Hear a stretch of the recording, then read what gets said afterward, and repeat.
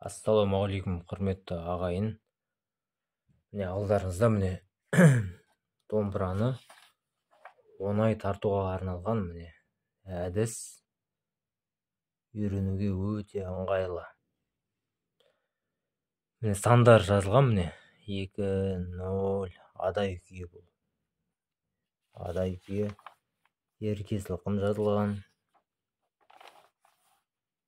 Сосын тағы да ән бар. Қазақ осы әні бар. Барлығы бір дәптерде. Жақсы адамдар мәні бар. Сосын жақсы адамдар мәні бар. Жақсы адамдар мәні. Міне. Ең бастысы міне үйренуге өте ыңғайлы. Домбыра үйренем деушілер болса, таптырмайтын әдіс осы міне.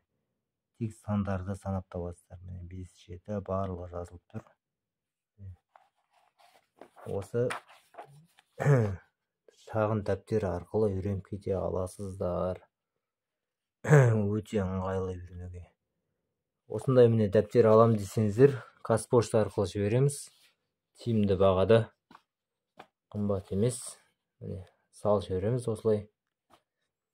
Сөйтіп дәптерді ашып қойып, үйде домбыра тартып отырасыздар. Үйренуге өте ыңғайлы. Ал алам десеңіздер, комментарийге жазыңыздар. Міне адай күйі. Бірде бұда да ерке сылқым бар. Қазақ осы бар. Ал үйреніп алыңыздар. Сәттілік.